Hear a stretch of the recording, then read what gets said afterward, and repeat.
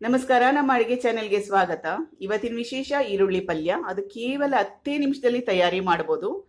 ಇದು ಚಪಾತಿ ಜೊತೆಗೆ ತುಂಬಾನೇ ಚೆನ್ನಾಗಿರುತ್ತೆ. ಒಳ್ಳೆ ಕಾಂಬಿನೇಷನ್. ಅನ್ನ ಸಾರು ಜೊತೆ ಕೂಡ ನಂಚ್ಕೊಂಡು ತಿನ್ಬೋದು. ನಿಮಗೆಲ್ಲ ಈ ರೆಸಿಪಿ ಇಷ್ಟ ಆದರೆ ದಯವಿಟ್ಟು ಸಬ್ಸ್ಕ್ರೈಬ್ ಮಾಡೋದನ್ನ ಮರಿಬೇಡಿ. ಲೈಕ್ ಮಾಡಿ, ಶೇರ್ ಮಾಡಿ, ಕಮೆಂಟ್ ಮಾಡಿ. ಮತ್ತೆ ಈ ರೆಸಿಪಿನ ಒಂದ್ಸರಿ ಟ್ರೈ ಮಾಡಿ. ತುಂಬಾ ಕಡಿಮೆ ಪದಾರ್ಥಗಳನ್ನ ಉಪಯೋಗಿಸಿ ಮಾಡ್ತಾ ಇರೋ ಪಲ್ಯ ಇದು. ಈಗ ಈರುಳ್ಳಿ ಪಲ್ಯ ಮಾಡೋ ವಿಧಾನ ನೋಡ್ಕೊಳ್ಳೋಣ. ಮೊದಲಿಗೆ ನಾನು ಪ್ಯಾನ್ ಇಟ್ಕೊಂಡಿದ್ದೀನಿ. ನೀವು ಯಾವುದ್ರಲ್ಲಿ ಈರುಳ್ಳಿ ಪಲ್ಯ ಮಾಡ್ತೀರಾ ಅದಿಟ್ಕೊಳ್ಳಿ. ಗ್ಯಾಸ್ ಸ್ಟವ್ ಕೂಡ ಹಚ್ಕೊಂಡಿದ್ದೀನಿ. ಎಣ್ಣೆ, ಇದಕ್ಕೆ ಜಾಸ್ತಿ ಅವಶ್ಯಕತೆ ಏನಿಲ್ಲ. ಕಡಿಮೆ ಬೇಕಾದ್ರೆ ಕಡಿಮೆ ಕೂಡ ಸೇರಿಸ್ಬೋದು. ನಾನು ಸುಮಾರು 1-2 ಟೇಬಲ್ ಸ್ಪೂನ್ ಅಷ್ಟು ಸೇರಿಸ್ತಾ ಇದ್ದೀನಿ. ಸಾಸಿವೆ ಅರ್ಧ ಚಮಚ, ಉದ್ದಿನಬೇಳೆ ಅರ್ಧ ಚಮಚ. ಕೇವಲ ಒಂದು 10 ನಿಮಿಷ ಸಾಕು ಈ ಪಲ್ಯ ತಯಾರಿ ಮಾಡಲಿಕ್ಕೆ. ಉದ್ದಿನಬೇಳೆ ಸ್ವಲ್ಪ ಕೆಂಪಾಗಲಿ, ಸಾಸಿವೆ ಕೂಡ ಚಿಟಪಟ ಅನ್ಬೇಕು. ಈಗ ಉದ್ದಿನಬೇಳೆ ಕೆಂಪಾಗಿದೆ, ಜೀರಿಗೆ ಸೇರಿಸ್ತಾ ಇದ್ದೀನಿ 1/4 ಚಮಚದಷ್ಟು. ಜೊತೆ ಕೂಡ ಹಾಕೋಬಹುದು. ಆಮೇಲೆ ಇದು ಈರುಳ್ಳಿ ಸುಮಾರು ಒಂದು ಅರ್ಧ kg ಅಷ್ಟು. ಇದನ್ನ ಈರುಳ್ಳಿನ ಹಚ್ಕೊಂಡ್ಮೇಲೆ ಸ್ವಲ್ಪ ಬಿಡಿಸ್ಕೊಂಬಿಡಿ. ಅದು ಒಂದಕ್ಕೊಂದು ಅಂಟ್ಕೊಂಡಿರುತ್ತಲ್ಲ, ಬಿಡಿಸಾಕಿದ್ರೆ ಖಾರ ಮಸಾಲೆ ಎಲ್ಲ ಸರಿಯಾಗಿ ಸಮಾನವಾಗಿ ಹರಡ್ಕೊಳ್ಳುತ್ತೆ. ಆಮೇಲೆ ಕರಿಬೇವಿನ ಎಲೆ ಸುಮಾರು ಒಂದು 5ರಿಂದ 6 ಎಲೆ ಅಷ್ಟಿದೆ. ಈಗ ಇದನ್ನು ಸೇರಿಸ್ತಾ ಇದ್ದೀನಿ.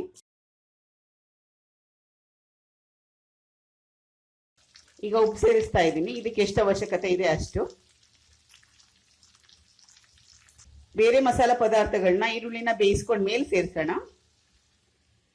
ಈಗ ಮುಚ್ಚಳ ಮುಚ್ಚಿಡ್ತಾ ಇದ್ದೀನಿ. ಮುಚ್ಚಳ ಮುಚ್ಚಿಟ್ರೆ ಬೇಗ ಆಗುತ್ತೆ. ಆಮೇಲೆ ಲೋ ಫ್ಲೇಮಲ್ಲಿ ಇಟ್ಕೊಂಡು ಬೇಯಿಸ್ಕೊಳ್ಳಿ. ಸಣ್ಣ ಉರಿಲೇ ಬೇಯಿಸ್ಕೊಂಡ್ರೆ ಚೆನ್ನಾಗಿರುತ್ತೆ. ಮುಚ್ಚಿಟ್ಟು ಹಾಗೆ ಬಿಡಬೇಡಿ, ಪದೇ ಪದೇ ಕಲಿಸ್ತಾ ಇರಿ. ಆಮೇಲೆ ಈರುಳ್ಳಿ ಮೆತ್ತಗಾಗ್ಬಿಡ್ಬೇಕು, ಸಾಫ್ಟ್ ಆಗೋವರೆಗೂ ಬೇಯಿಸ್ಕೋಬೇಕು.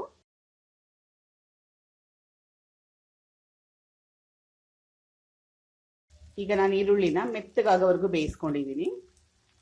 ಹಚ್ಕಾರದ ಪುಡಿ, ಇದು ಬ್ಯಾಡಗಿ ಮೆಣಸಿನಕಾಯಿದು ಹಚ್ಕಾರದ ಪುಡಿ. ಅದಕ್ಕೋಸ್ಕರ ಸ್ವಲ್ಪ ಕಲರ್ ಜಾಸ್ತಿ ಇದೆ, ಖಾರ ಕಡಿಮೆ ಇರುತ್ತೆ ಇದು. ಅರಿಶಿನ, ಧನಿಯಾ ಪುಡಿ, ಗರಂ ಮಸಾಲ. ಅರಿಶಿನ 1/4 ಚಮಚದಷ್ಟು, ಧನಿಯಾ ಪುಡಿ ಅರ್ಧ ಚಮಚದಷ್ಟು ಸಣ್ಣ ಚಮಚದಲ್ಲಿ.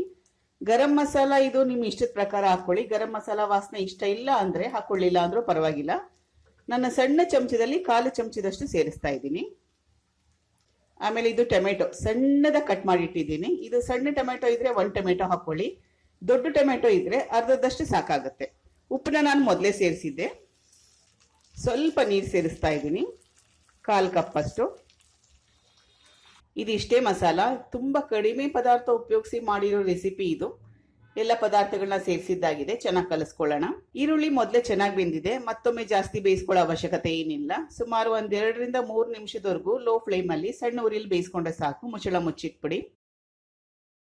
ಸ್ವಲ್ಪ ಡ್ರೈ ಇದೆ. 1-2ರಿಂದ 3 ಟೇಬಲ್ ಸ್ಪೂನ್ ಅಷ್ಟು ನೀರು ಸೇರಿಸ್ತಾ ಇದ್ದೀನಿ.